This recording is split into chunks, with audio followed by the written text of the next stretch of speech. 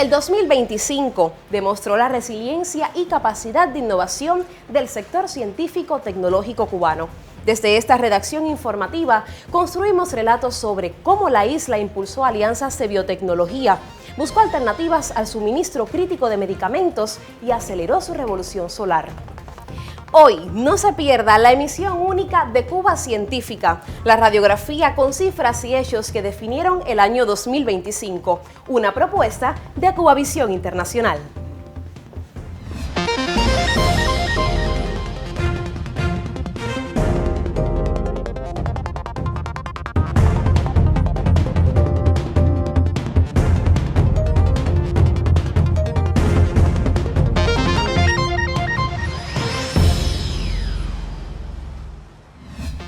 En un año marcado por los desafíos globales y una despiadada guerra económica liderada por Estados Unidos, Cuba convirtió a la ciencia, la tecnología y la innovación en el pilar definitivo para su desarrollo. Este 2025, la nación impulsó con fuerza su sector biofarmacéutico, un esfuerzo que refleja capacidad, soberanía y proyección internacional. Para detallar estos logros, Mariana Cardosa nos presenta algunos hitos a manera de leads informativos. Bienvenida.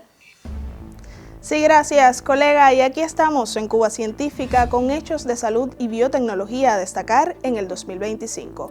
Comenzamos por la campaña nacional de vacunación contra el virus del papiloma humano que inició Cuba. Más de 68.000 niñas reciben una dosis por vía intramuscular de la vacuna que formará parte del esquema de inmunización del país. El inyectable está destinado a prevenir el cáncer cervicouterino, una de las principales causas de mortalidad femenina a nivel mundial. Alrededor de 200 lactantes de las provincias de Cienfuegos y Santiago de Cuba fueron incluidos en el ensayo del candidato vacunal Quimibio contra 11 serotipos de neumococos. Este constituye uno de los proyectos actuales del Instituto Finlay de Vacunas y esa próxima vacuna también formará parte del esquema nacional de vacunación en el país. Las arbovirosis marcaron también el 2025 en la mayor de las Antillas debido a la propagación, principalmente, de los virus del dengue y el chikungunya. Frente a la epidemia causante de más de 30 muertes, Cuba activó su Sistema Nacional de Salud con un plan que buscó priorizar el control vectorial, la limpieza comunal y reforzar la vigilancia epidemiológica. Desde la ciencia, el país impulsó investigaciones y puso en marcha un ensayo clínico con el medicamento cubano Husvinsa para combatir las secuelas del chikungunya. La constitución e inauguración en mayo de 2025 de la empresa mixta cubano-vietnamita Genpharma para la producción y comercialización biofarmacéutica resultó un hecho trascendente. El grupo empresarial BioCuba Pharma declaró que los ingresos se destinarán al desarrollo industrial y a la producción para ambos países. Genpharma responde a un modelo de cooperación sur-sur que busca ampliar capacidad productiva, transferencia tecnológica y acceso a mercados asiáticos. Otro hito lo constituyó el proyecto de producción de aspirina de 81 miligramos en la planta Hubei CNC de Wuhan para garantizar el suministro a la isla, una producción prevista para abastecer la demanda en 2026. Desde septiembre de 2025 se coordinó esta producción con materias primas e infraestructura local, otro ejemplo práctico de cooperación industrial bilateral Cuba-China.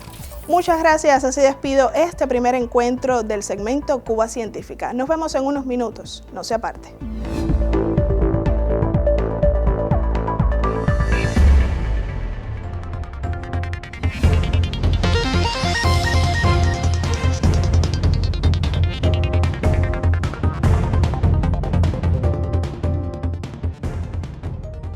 ¿Cuál es la clave para evitar otra pandemia? Para Cuba, la respuesta está en una sola: salud. Preservar todo lo valioso que tiene la tierra, entre ellos los seres humanos y todos los seres vivientes. Trabajar también sobre factores de riesgo, determinantes sociales y también las determinantes ambientales sobre la salud. No hay salud sin agua, desde todo punto de vista, tanto desde el punto de vista físico, sanitario, incluso como desde el punto de vista mental, desde el punto de vista de la salud espiritual de los seres humanos y de toda la sociedad. Tras los adelantos, regresamos para contarles que a pesar del complejo contexto económico, Cuba consolidó avances científicos con impacto nacional y proyección global. Estos logros refuerzan a la isla como un socio confiable con ofertas de alto valor, y son precisamente estas alianzas estratégicas las que catapultan el futuro de la ciencia cubana. Veamos el reporte preparado por la colega Gisela García Rivero. Con el recorrido del viceprimer ministro cubano Eduardo Martínez Díaz por la exposición sobre biotecnología, abrió sus puertas en Wuhan la 17ª Convención de Bioindustria de China, el evento más importante del sector en el gigante asiático. Con una presencia destacada, Cuba muestra las nuevas oportunidades de negocio en esta nación y amplía la colaboración estratégica con empresarios locales. Al intervenir en la ceremonia de apertura, elogió la alianza exitosa entre dos países que comparten conocimientos y tecnologías en el marco de la cooperación sur-sur. Enfatizó que Cuba ofrece con humildad su experiencia y su voluntad de colaboración para encontrar juntos soluciones innovadoras a enfermedades incurables en el mundo. Horas más tarde y de visita en la Universidad de Yan'an, Martínez Díaz presidió la constitución del primer laboratorio conjunto de investigación de productos naturales entre China y Cuba, que tendrá como sede a esta prestigiosa institución académica de Wuhan. Cuba es una isla con una vegetación muy rica y cuenta con un número grande de plantas endémicas. Y yo estoy seguro que pueden ser objeto de investigaciones para lograr obtener productos que tengan ese origen natural y que puedan ayudar a resolver enfermedades. En nombre del gobierno cubano, les quiero agradecer el amor con que han tomado este proyecto, que cuentan con este laboratorio conjunto, y estamos seguros que los resultados van a ser muy buenos. El Laboratorio de Productos Naturales tendrá como institución rectora por la parte cubana al Centro Nacional de Investigaciones Científicas con su socio local Hubei C&C Biopharmaceutical, hoy encargado de la distribución y comercialización del policosanol o PPG en esta nación. El vicealcalde de Wuhan, Meng Hui, expresó su admiración por Cuba y agradeció la presencia de la delegación en una ciudad reconocida aquí por el desarrollo de las ciencias de la vida, la tecnología, la electrónica y la fabricación de automóviles. Con este laboratorio, un nuevo camino de investigación conjunta marca otro hito entre dos gobiernos para impulsar la innovación.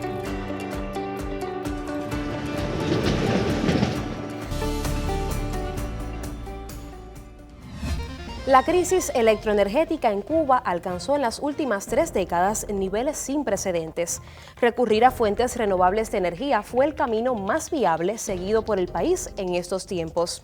La nación continuó la expansión de parques solares fotovoltaicos, una tecnología que aportó por primera vez en 2025 más de 500 megawatts al sistema electroenergético nacional. La periodista Cintia Ibatao nos pone esta realidad en contexto.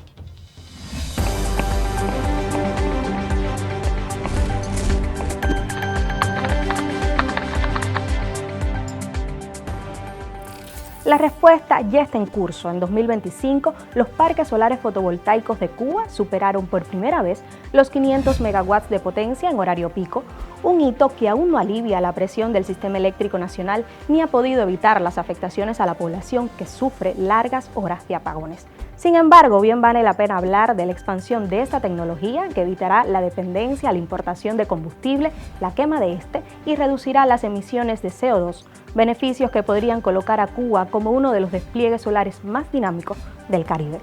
La isla vive hoy una expansión acelerada de parques solares fotovoltaicos. Más de una treintena de estas instalaciones aportan un conjunto de 715 megawatts de potencia acumulada, según reportes oficiales del Ministerio de Energía y Minas y la Unión Eléctrica. La provincia de Ciego de Ávila se ha convertido en un ejemplo destacado de la transición energética hacia las fuentes renovables de energía, con 79,91 megawatts de capacidad instalada, sumando el aporte de los 7 asentamientos existentes en el territorio, destacó también el periódico Granma. Este crecimiento se inserta en la Estrategia Nacional de Transición Energética que impulsa energías renovables, almacenamiento y generación distribuida, con la meta de llegar al 24% de electricidad renovable en 2030. La expansión fotovoltaica mejora también la resiliencia energética y posiciona a Cuba como un caso regional de despliegue solar en islas. Por otro lado, la cooperación internacional, los incentivos a la población para adquirir paneles y la modernización del CEN fortalecen al país ante meteoros, cortes y sobrecargas. Pese a los desafíos, este salto de 500 megawatts solares demuestra que Cuba avanza hacia una energía más limpia, soberana y sostenible, y que el sol puede convertirse en uno de sus mayores aliados, pues más que luz, es soberanía. Gracias, Cintia, por tu comentario. Y como adelantábamos, la mayor de las Antillas celebró el primer Congreso Una Salud en el marco de la 5ª Convención Internacional Cuba Salud 2025 y consolidó su liderazgo en este enfoque, reconocido así por expertos internacionales. Con el reporte especial, la periodista Valia Martínez Sam.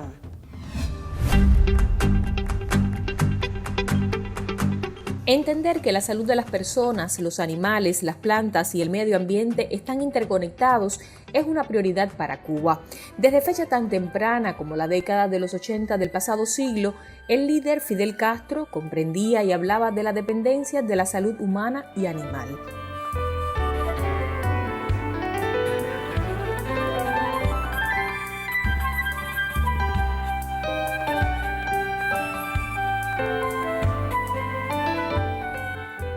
Aunque hoy la crisis económica tenga un reflejo en las condiciones constructivas de varios centros asistenciales, en la disponibilidad de medicamentos e insumos médicos y en la higiene comunal del país, la isla impulsa el enfoque Una Sola Salud como estrategia para proteger el ecosistema y prevenir crisis sanitarias.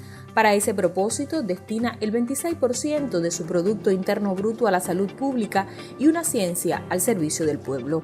Tenemos en Cuba la fortaleza que prácticamente el 25% de nuestros centros de investigación aporta a las investigaciones en salud humana.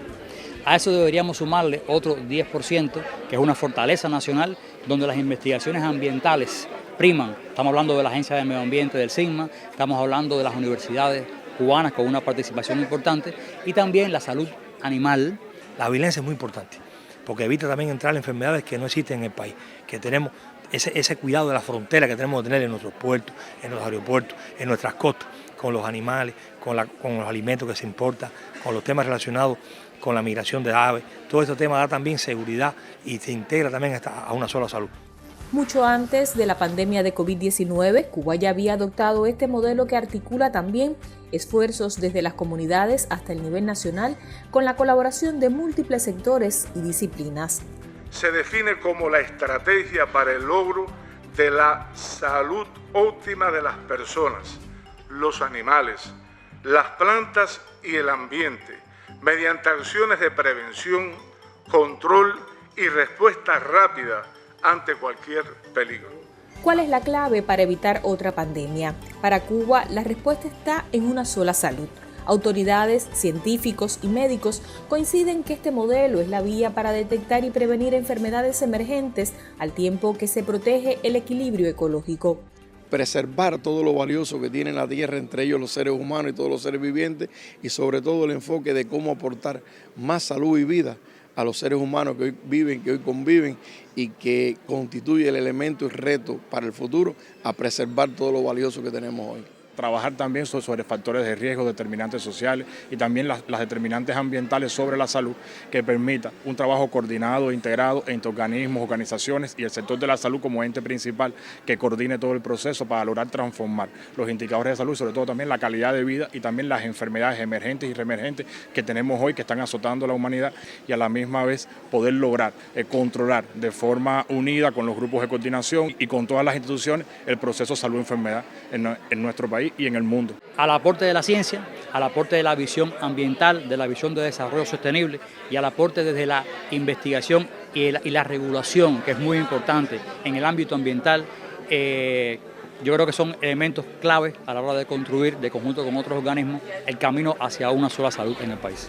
En un contexto agrícola también desafiante, Cuba combina producción sostenible, protección de ecosistemas y vigilancia alimentaria para garantizar el autoabastecimiento de las comunidades.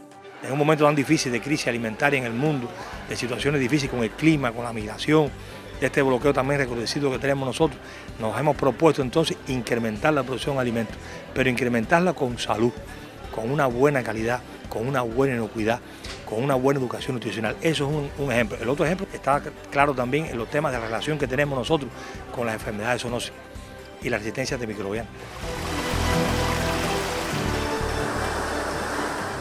No hay salud sin agua, desde todo punto de vista, tanto desde el punto de vista físico-sanitario, incluso como desde el punto de vista mental, desde el punto de vista de la salud espiritual de los seres humanos y de toda la sociedad. Sabemos cuáles son los problemas que atañe no tener el agua cerca, no tener la cantidad necesaria, o sea, la disponibilidad que necesitamos y la baja calidad del agua. Y en eso trabaja nuestra institución, o sea, también incluimos o debemos incluir el enfoque de una sola salud, el enfoque One Health, como se le llamaba en otras latitudes, en el caso nuestro, una salud. Tenemos que construir una gobernanza en torno al concepto una sola salud, porque no se trata de políticas aisladas, ambiental, en agricultura, en salud, que después busquemos la forma artificial de unirlas. No, tenemos que desde el principio ir construyendo de conjunto esas políticas, porque es tan importante las políticas de cada uno como su articulación. La relación entre humanos, animales y plantas es indivisible. Cuba, con su modelo de una sola salud, demuestra que la cooperación intersectorial y la ciencia comprometida son pilares para un futuro sin pandemias y más sostenible. La apuesta por una sola salud, el uso de energías renovables y la participación activa en la COP30 colocan a Cuba como actor regional que combina ciencia, adaptación y diplomacia climática. Regresa la colega Mariana Cardosa con leads informativos de ciencia y medio ambiente. Sí, gracias nuevamente, colega. Estoy de vuelta en Cuba Científica, esta vez para destacar los hechos de ciencia y medio ambiente más relevantes de 2025. Iniciamos con la 15ª Convención Internacional sobre Medio Ambiente y Desarrollo, Cuba Ambiente 2025, un foro que reunió congresos y simposios sobre educación ambiental, áreas protegidas, manejo de ecosistemas, cambio climático y ciencias geoespaciales. Cuba Ambiente fue punto de encuentro regional para intercambio de políticas públicas ambientales y proyectos de cooperación científica y reconoció al general de ejército Raúl Castro por su impulso al Plan de Estado y macroproyecto de enfrentamiento al cambio climático conocido como Tarea Vida. Este año, el Ministerio de Ciencia, Tecnología y Medio Ambiente, SITMA, también articuló campañas públicas para conmemorar el Día Mundial del Medio Ambiente 2025, con énfasis en la reducción y eliminación progresiva de plásticos de un solo uso, alineado con agendas globales y la visibilidad de Cuba en redes de gestión ambiental. Y la consolidación de observatorios y la Agenda Verde pusieron a la isla en el mapa regional de ciencia aplicada. La participación de Cuba en la Conferencia de las Naciones Unidas sobre el Cambio Climático de 2025, o COP30, permitió mostrar al mundo los avances de la isla en lo referente a la acción climática. La delegación cubana desarrolló una intensa agenda centrada en proyectar sus avances en política ambiental, asegurar nuevas alianzas de cooperación y abogar por un financiamiento climático más justo para las naciones más vulnerables. Cerramos con las palabras del ministro de Ciencia, Tecnología y Medio Ambiente, doctor en Ciencias Armando Rodríguez Batista, quien subrayó que para Cuba el cambio climático no es solo un desafío global, sino una cuestión de supervivencia. Veamos. Comparezco en nombre de Cuba, un pequeño estado insular en desarrollo que enfrenta con crudeza las consecuencias de la crisis climática global. Para nosotros, el cambio climático es una realidad presente que erosiona nuestras costas, saliniza acuíferos, intensifica huracanes y provoca profundos impactos en la salud, la seguridad alimentaria y la economía. Por otro lado, el nivel medio del mar en nuestras costas podría aumentar 0.95 metros para 2100, amenazando 136 asentamientos humanos y el 6% del territorio emergido. El informe bienal de transparencia presentado a la Convención y la actualización de la contribución nacionalmente determinada son fruto de la ciencia y de la voluntad política de nuestro gobierno. Invertir en ciencia e innovación no es opcional, es la base para una acción climática efectiva y soberana. En estos días hemos debatido y aprobado la Ley de Ciencia, Tecnología e Innovación, un instrumento jurídico esencial para trazar el camino hacia la soberanía tecnológica y el desarrollo que necesitamos. Esta ley es un paso firme en esa dirección para que el conocimiento creado por nuestro talentoso pueblo se traduzca en soluciones, eficiencia y bienestar. La ciencia y la innovación tienen que dejar de ser un complemento para convertirse en motores del cambio económico que necesitamos. 2025 fue un año donde la ciencia escribió nuevos capítulos de soberanía, un calendario en que la conciencia ambiental guió el desarrollo y la tecnología tejió redes más fuertes. Entonces, ¿puede un país bloqueado, con limitaciones tecnológicas, convertirse en una nación digital? Cuba asegura que sí.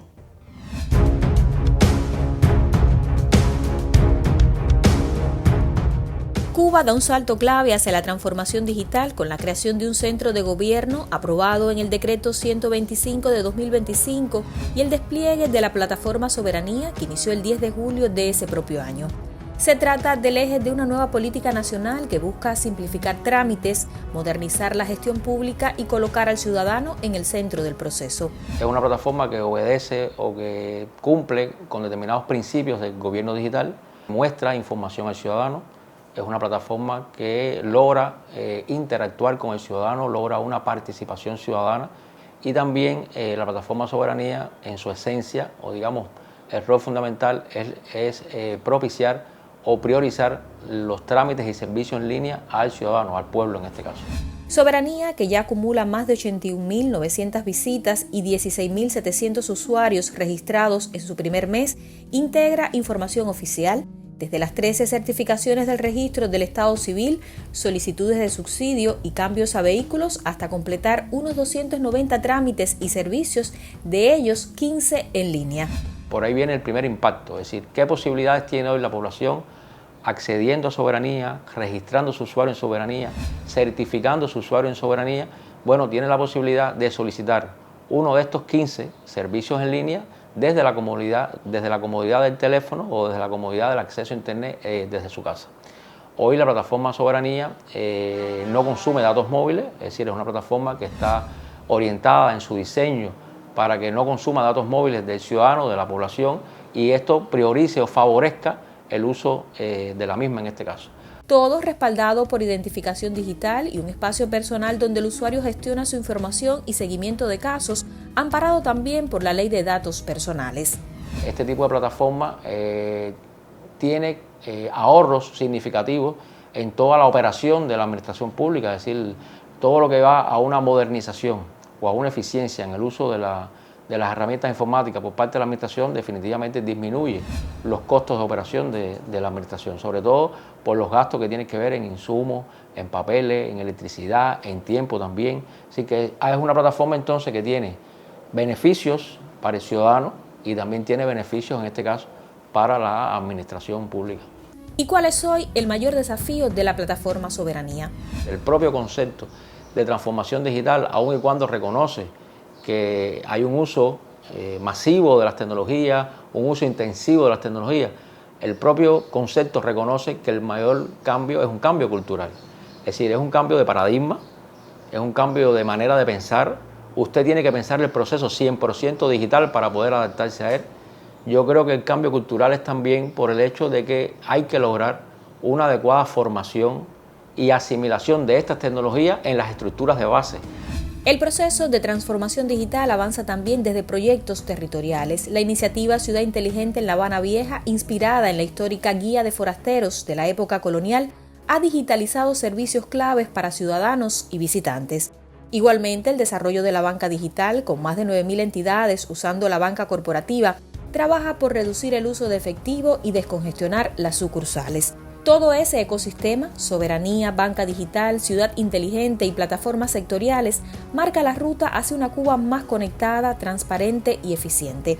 No es un camino sencillo, pero el país aspira a transitar hacia un modelo digital propio, soberano y centrado en la gente. Mientras el mundo también avanza a velocidades inimaginables en inteligencia artificial, Cuba se pregunta, ¿podemos darnos el lujo de quedarnos atrás? La respuesta está en marcha y les comento. El Consorcio Cubano de Inteligencia Artificial une por primera vez a 22 universidades, empresas estatales y privadas bajo una misma estrategia. No es un proyecto más, es el equipo Cuba para la cuarta revolución industrial. Más de 80 herramientas de IA desarrolladas en la isla ya funcionan en salud, educación y gestión empresarial. Destacan plataformas como Socia, la primera integradora cubana, y Brasa, la asistente conversacional que optimiza servicios como Insona. Sí, existen desafíos. El bloqueo limita el acceso a hardware especializado y la crisis energética exige soluciones eficientes. Pero la apuesta es clara: desarrollar IA con datos cubanos para problemas cubanos. No se trata de copiar modelos ajenos, sino de crear una inteligencia artificial con sello propio que entienda nuestro contexto, priorice la ética y convierte escasez en creatividad. El camino es complejo, pero por primera vez, Cuba juega un partido unificado en la Liga Global del Futuro. Y con esa certeza cerramos este 2025. El camino continúa y la ciencia cubana conectada a su pueblo sigue siendo el mejor mapa. Ha sido un placer repasar este año con ustedes. ¡Feliz 2026 para todos!